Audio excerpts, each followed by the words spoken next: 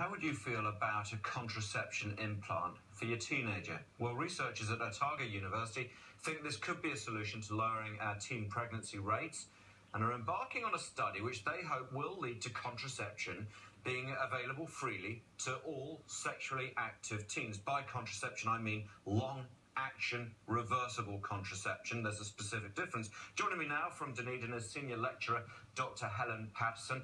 Good morning, Helen. Thanks for joining us this morning.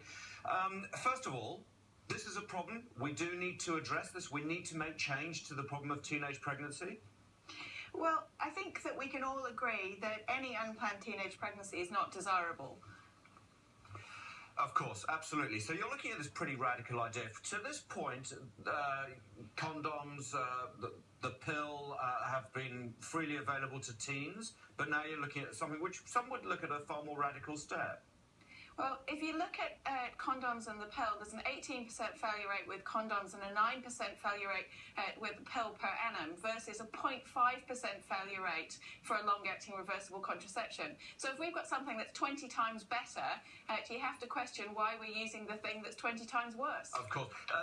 18% failure rate for condoms. That's surely an awful lot of teenagers saying they've used them when they probably haven't, because that's extraordinary.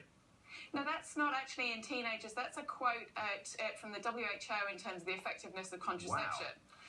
Wow. That's a bit of a worry to a lot of people watching this morning, I would have thought. So let's look at these. You call them officially long-action reversible contraception. So we're talking about IUDs?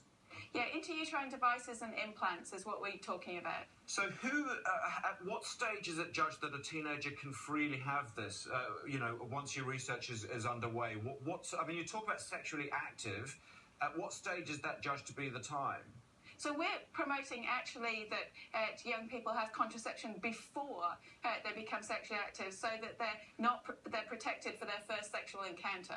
See, it seems to me as though that would involve discussion, talk, open sort of conversation between the teenager and the parent or the doctor. Those teenagers who are in that sort of situation surely are already more aware of the risks and therefore are probably taking preventative measures. Is that a fair assessment to make? The data that the family planning came out with said that under 22, 7% were using LARC and 65% were using the pill. And if we look in the US, they had a program where they freely offered LARC. 70% of adolescents chose to use it. And in New Zealand, we're clearly not enabling that. Yeah, LARC being the acronym for long-action reversible contraception. That's fine. I'll just explain that for the viewers. So the problem is you say that, of course, the statistics, no doubt, LARC is a lot more effective. It's a lot more invasive, though, as well, is it not? So implants involve you putting two rods into the upper arm. They just sit there underneath the skin. It's all done under local anaesthetic, little bit of bruising. There are always risks to anything medical, but there's risk to the pill, and the risk to pregnancy in teenagers is significantly higher than the risks of contraception. For sure. What about the argument that you make this freely available, it could promote promiscuity, that ethically there'll be a lot of people arguing against this? So there's absolutely no evidence that promoting LARC increases sexual activity or decreases the age of sexual activity. Does it concern you slightly, Helen, that this might also be us giving up on the education perspective to this? Make it, no. Put in the practical step and then away you go.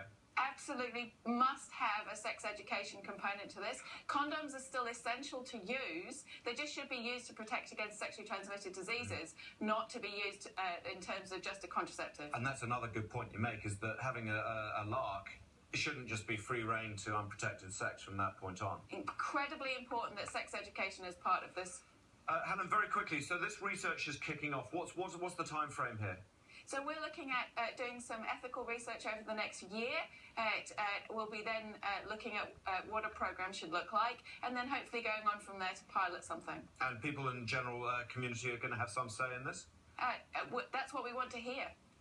All right, well, that is Dr. Helen Paterson from Otago University. If you've got a viewpoint on that and you'd like to give it to us, that'd be great, and we can pass it on. But if you want to directly get involved, go online and have a look, and you'll be able to find the programme. I'll see if I can find a specific contact to that, but it's we'll try and work out how we can get you in touch with that research. Yes. We'll talk to Helen. Fascinating chat there, a very compelling argument. We'll talk more about it later, of course. Coming up ahead on Breakfast